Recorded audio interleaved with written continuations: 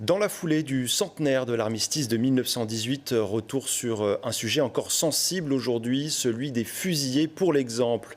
On estime leur nombre à environ 600 en France. Hier soir, au Grand Théâtre de Tours, plus de 700 collégiens d'Indre-et-Loire assistaient à la représentation d'une pièce retraçant le procès d'un jeune déserteur.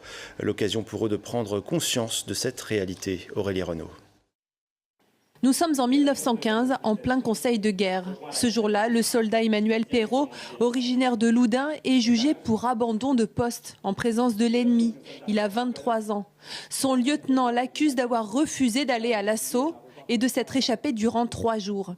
Alors là, il s'agit d'une histoire individuelle d'un de ces fusillés que j'ai construite à partir de 2 séries de documents.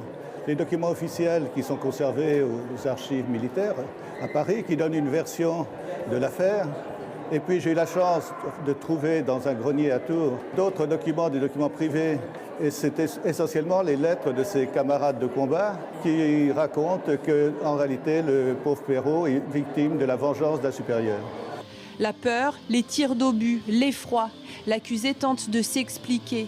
Marié et père d'une fillette de 4 ans et demi, Emmanuel Perrault sera qualifié de lâche par son supérieur. Un compagnon de régiment tentera de le défendre en vain. Perrault est un soldat comme les autres, qui sait rentrer dans le rang quand il s'agit de monter au front. Le Conseil de guerre condamne le soldat à la plus haute sanction. Le 9 octobre 1915, à 10h25, Emmanuel Perrault est fusillé par son propre pays. En jeu ! C'est pas mal parce que ça nous explique un peu plus précisément l'histoire, notamment sur les gens qui ont été tués, notamment pour rien. Voilà. Moi, ça m'a beaucoup choqué en fait, la pièce. C'est des faits réels, donc c'est pas rien non plus. C'est des faits réels, donc c'est pour ça qu'en fait ça nous touche beaucoup plus, parce qu'on se dit que c'est vraiment des faits réels, c'est vraiment quelque chose qui s'est passé dans l'histoire. Il a eu son moment de stress et il est parti. Ça t'a choqué cette pièce ? Bah un peu, parce que je me dis qu'à l'époque ça devait être comme ça, il y a des gens qui mouraient alors qu'il n'y avait pas lieu d'être quoi.